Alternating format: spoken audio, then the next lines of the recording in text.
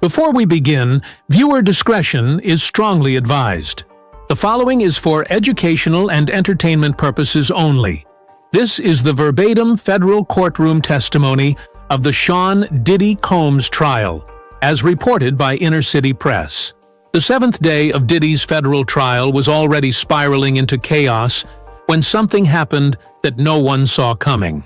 Joe Rogan, comedian, commentator, and host of the most downloaded podcast in the world, walked through the courtroom doors.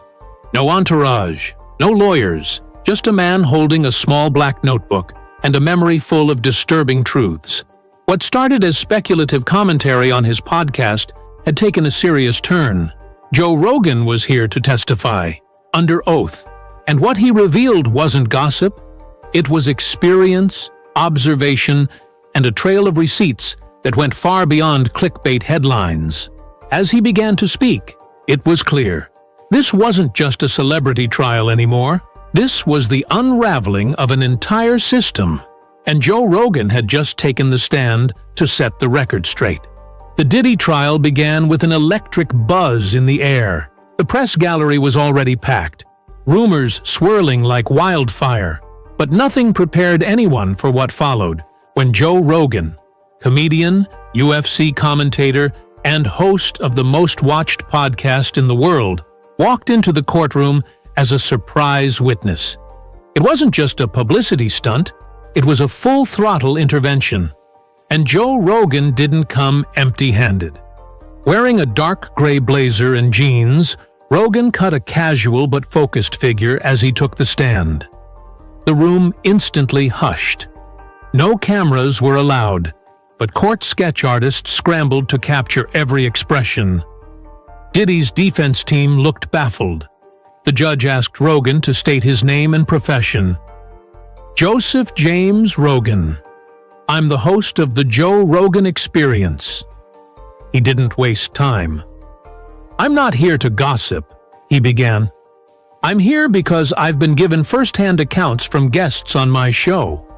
Accounts that connect deeply to what's happening in this courtroom.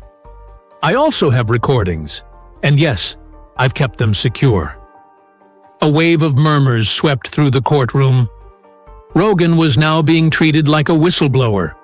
He spoke about interviews he had conducted over the years with ex-bodyguards, former label executives, and industry insiders. A lot of them were too scared to speak off the record, so they came to me. Not as a judge, but as someone who wouldn't cut the tape when the truth got uncomfortable. Then Rogan dropped the first bombshell. Back in 2023, I had a guest on, former security detail for an A-list artist. Off-air, he said Diddy had files, physical evidence, videos, recordings, a private server kept in a bunker-like room at his Miami compound. And what's more chilling is that this guest said Jay-Z, LeBron James, and other public figures knew about the freak-offs, not necessarily participated, but they knew. The courtroom erupted in gasps. Diddy looked visibly disturbed. His lawyers objected, but the judge overruled them. Rogan continued, detailing how this particular guest had witnessed a number of these parties firsthand. He described them as rituals more than parties, Rogan said. Phones confiscated, guests blindfolded. The term freak-off was code inside the industry, and everyone acted like it was normal. The prosecution asked if Rogan had brought any recordings. He nodded. I submitted excerpts to the DA's office before coming here. They contain audio of unnamed insiders talking about these events. Some of the voices have been verified by forensic audio teams. As the judge ordered those recordings to be officially logged, Rogan said something that made every juror sit forward. I've had Navy SEALs on my show. I've had conspiracy theorists, professors, even CIA whistleblowers. And I've never heard anything this disturbing come from the lips of people so high up in entertainment. He looked toward Diddy and finished part of his statement with a quiet fury. This isn't just celebrity gossip. This is systemic abuse hiding behind platinum records and red carpet smiles. As Rogan settled further into his testimony, the court permitted him to recount specific stories shared on his podcast over the past several years. He explained that he had been piecing together a disturbing pattern since as early as 2018. One of my early guests was a tour manager for a popular R&B act. He came on to talk about the dark side of the music industry, drug culture, pay-for-play, and NDAs. But during the break, he told me something different. He said Diddy's parties weren't just indulgent, they were dangerous. Rogan emphasized that many of these conversations never made the final cut. People were scared. One guest asked me to blur his voice, distort his name, and even record his segment in a remote cabin. He then mentioned a producer who had been invited to a Diddy-hosted event in 2015. He told me what he saw there left him shaking. Cameras hidden in smoke detectors, people slipping things into drinks, A-list celebrities pretending not to notice. Joe read from notes taken during that off-air interview. He said, and I quote, "I saw people being filmed against their will, and Diddy called it leverage." The judge asked if these claims were verified. Rogan clarified, "Many were anecdotal, but too many lined up to ignore. These weren't rumors passed in hallways. These were detailed accounts, timelines, locations, multiple people describing the same set of behaviors." He explained how he kept a private archive of these unaired stories, protected by NDAs he crafted with legal advisors. "I didn't want to be sued into oblivion, but I also didn't want this stuff buried." Then he referenced the Jane Doe lawsuits. "I started connecting dots when names and behaviors in those lawsuits matched what my guests had been whispering for years." At one point, he revealed that a prominent music video director came to him in 2022, sobbing. He told me he had footage, unreleased, uncensored, of one of Diddy's parties. Said he was too scared to go public, but he'd been blackmailed into filming these events for over a decade. Joe concluded by saying, "This isn't a court of opinion anymore. This is a reckoning. And I'm here because people who trusted me with the truth deserve to be heard, even if they're too afraid to show their faces." Joe Rogan took a deep breath before pivoting to the moment that made headlines across the world. Elon Musk's unexpected remarks on his podcast about Jennifer Lopez and Diddy. "It was casual at first," Joe said. "We were talking about Hollywood hypocrisy, how certain celebrities speak up about politics, but stay dead silent when it's about people they actually know." Elon brought up Jennifer Lopez. The courtroom leaned in. He said she dated Diddy, went to his parties, knew what he was like. Why hasn't she ever warned anyone? Rogan paused. That clip exploded. It got millions of views. But what struck me was how fast people jumped to defend J.Lo, rather than asking what she might be hiding. He reminded the court of the 1999 nightclub shooting that led to Shine's prison sentence. Jennifer was in the car when the gun was allegedly thrown out the window. She said Diddy didn't do it. He walked free. Shine went to prison. And Jennifer? She kept dating Diddy for 2 more years. Joe let that sit with the jury before continuing. What does it say when someone walks out of a shooting, helps protect the man arrested, and stays with him while someone else takes the fall? He then added a chilling line. What happens if you're only perfect for the devil? Rogan pointed out that while many celebrities posted about Diddy's philanthropy, none spoke up when the lawsuits started piling up. Where was J.Lo when the freak-off tapes were mentioned? Where was she when Shine finally told the truth about 1999? He ended with a pointed statement. I'm not saying she did anything criminal. I'm saying silence in the face of abuse is complicity. And too many people in Diddy's orbit have mastered the art of disappearing when the cameras turn. Joe Rogan leaned forward as he returned to a story that had haunted him for months, a tale involving what one of his off-the-record guests called the bunker.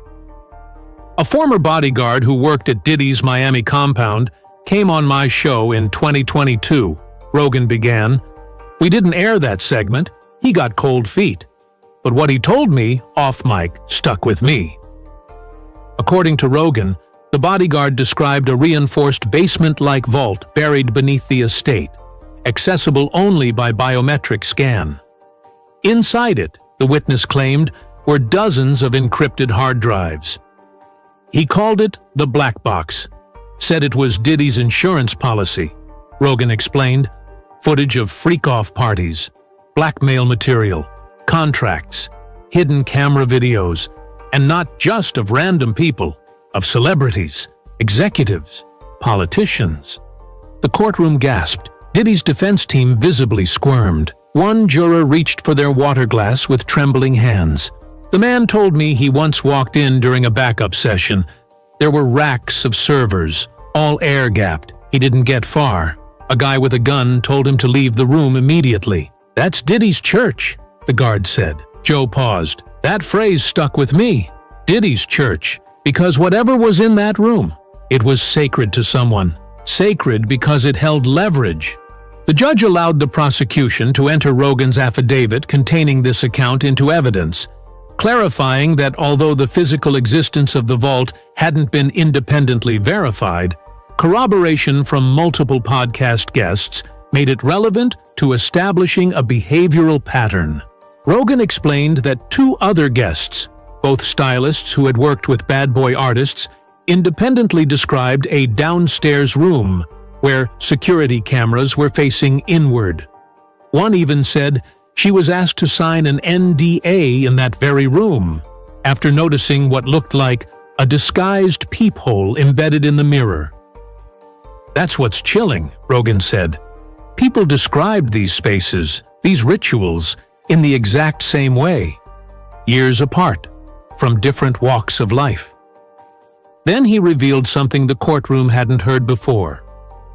3 months ago, a whistleblower reached out to my team anonymously, claimed they worked for a third-party data recovery company in Miami, said they were hired to extract encrypted video from a corrupted server, claimed some of it showed guests at Diddy's events in compromising situations. I didn't air it, but I archived it. Because if this trial reaches federal seizure level, the government might already have that drive. He ended the segment by looking directly at Diddy and saying, "If you're innocent, let them search the basement. Open the vault. Release what's in the black box." By this point, the courtroom had shifted. Joe Rogan wasn't just a celebrity witness. He was an informant speaking to a pattern of manipulation, fear, and silence. "I want to talk about patterns," he said, flipping through a thick set of handwritten notes. "Because this isn't just about parties. It's about control, fear, image, and silence." Rogan laid out a list of past guests who hinted at secrets but never followed through. One was a hairstylist who worked with A-list talent. She came on the show to talk about fashion, but off-air, she told me she left the industry because of what Diddy made her witness. She said one night at a Hamptons house party, she saw someone being filmed in a private room through a two-way mirror. Then he pivoted. I asked her who else was there that night. She hesitated, and then she said a name. Jay-Z. Gasps. Rogan clarified. She didn't say Jay-Z participated in anything, but she said he was present, multiple times. She described him walking through those parties like a ghost, seen, but not seen. He never spoke, never lingered, but he was there. The implication wasn't that Jay-Z committed a crime, it was that he saw and said nothing.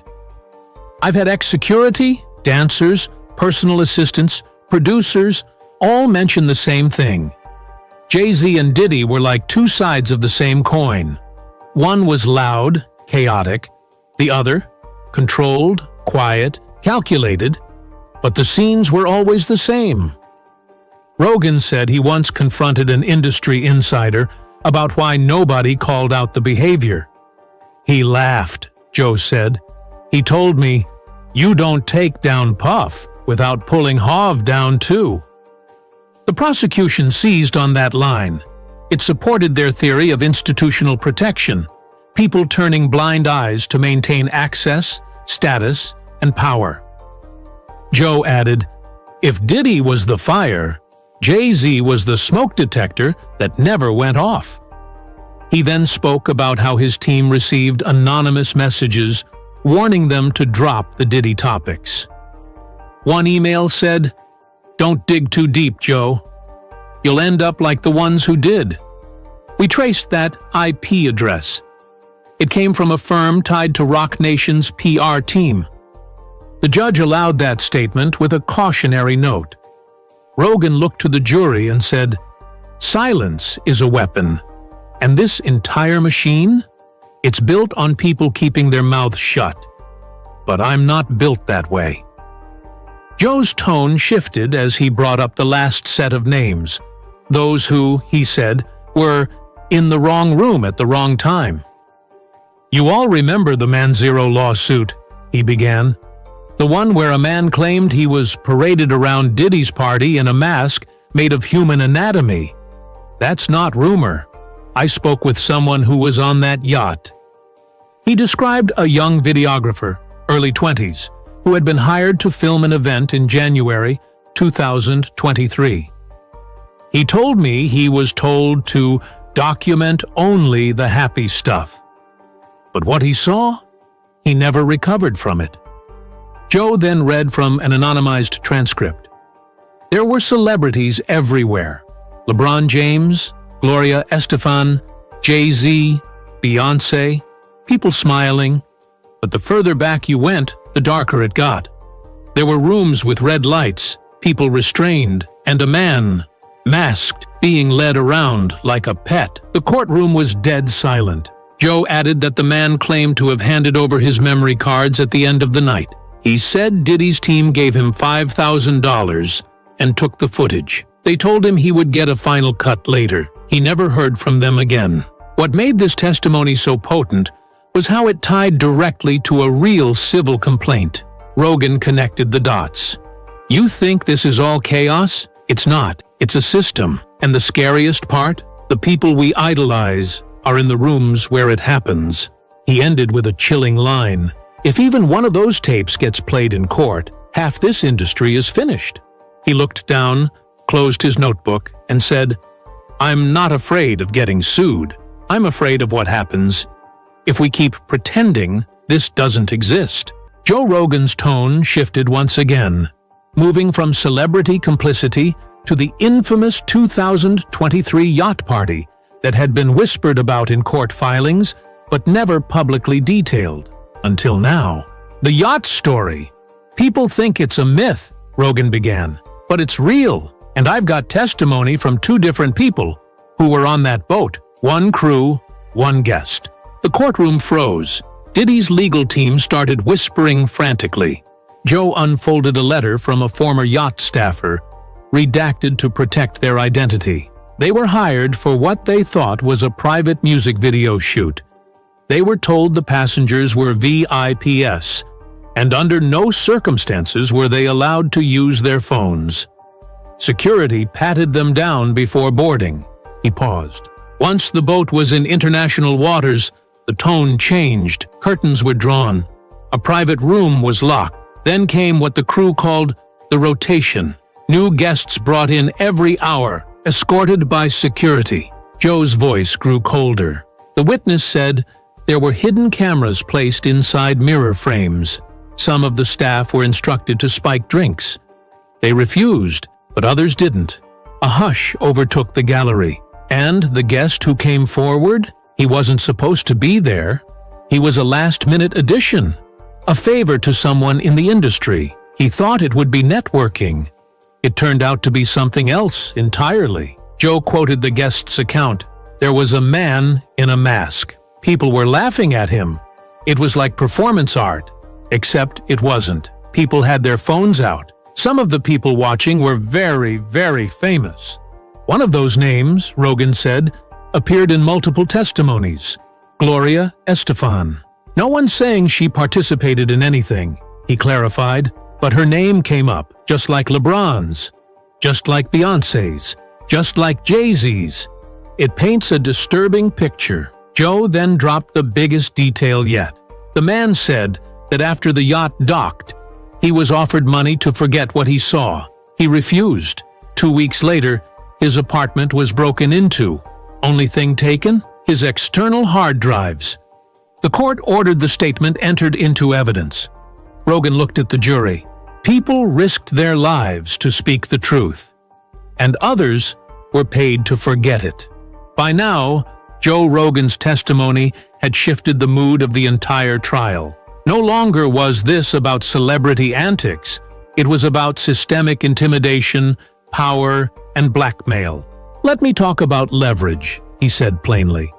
Because what Diddy created wasn't just a party scene, it was an ecosystem of silence. He told the court that multiple podcast guests, off-air, in whispers and sometimes in tears, described the exact same process. You're invited to a party.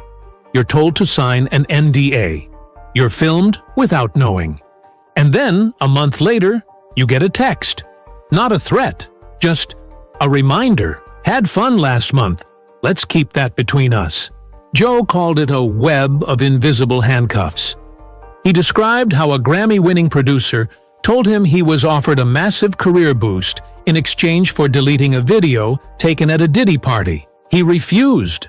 A week later, 3 venues canceled his tour. Rogan also noted how he'd received legal letters from PR firms warning him to stop discussing certain individuals. He didn't name them, but the jury didn't need a roadmap. Then came the chilling part. A guest who once worked for a celebrity security agency told me there was a master folder, a real one. Diddy called it the rainy day file. Joe said this folder contained backup footage, stored off-site and encrypted. Insurance, basically. The theory is that if anyone tried to take him down, he'd leak what he had on them. He took a deep breath. One of those files, the source told me, featured a very powerful politician. The name's not mine to say, but if the feds have those tapes, this trial is just the beginning. The judge ordered that line stricken, but the damage was done. Joe closed the segment with, "This wasn't fame. This was fear." He didn't just throw parties. He built a vault of silence. And if one key turns, it all comes flooding out. As his testimony neared its end, Joe Rogan stood from the witness chair. He wasn't asked to, but he needed to finish standing. "This isn't about canceling Diddy," he said. "It's about finally holding someone accountable who built an empire on fear." The judge allowed him to make a closing statement. The courtroom was dead quiet. Even the sketch artist had stopped drawing. Rogan continued, "Over the years, I've interviewed astronauts, scientists, philosophers, comedians, and ex-spooks. You learn to detect when someone's lying. You also learn when someone's holding back because they're scared. And I'm telling you, what I've heard about Diddy didn't come from trolls. It came from people who shook while speaking. People who looked over their shoulders every 10 seconds. He paused. If the feds don't find the footage, the public will. Someone, somewhere, has it. And when it comes out, this courtroom will look like a warm-up act." He then glanced at Diddy. "I don't know if you started this. I don't know if you inherited it, but I know you kept it going. And now, you're watching it crumble from the inside out." The judge asked if Rogan had anything else to add. He nodded slowly. "I've said a lot on the mic. Some of it dumb, some of it funny. But this is the one time I needed every word to count. Because if even one kid out there is saved from stepping into that kind of nightmare, then all of this, every threat, every NDA, every silent producer, was worth breaking." He stepped down. The jury watched in silence as Rogan walked past the defendant's table. And for the first time in days, Diddy didn't look up.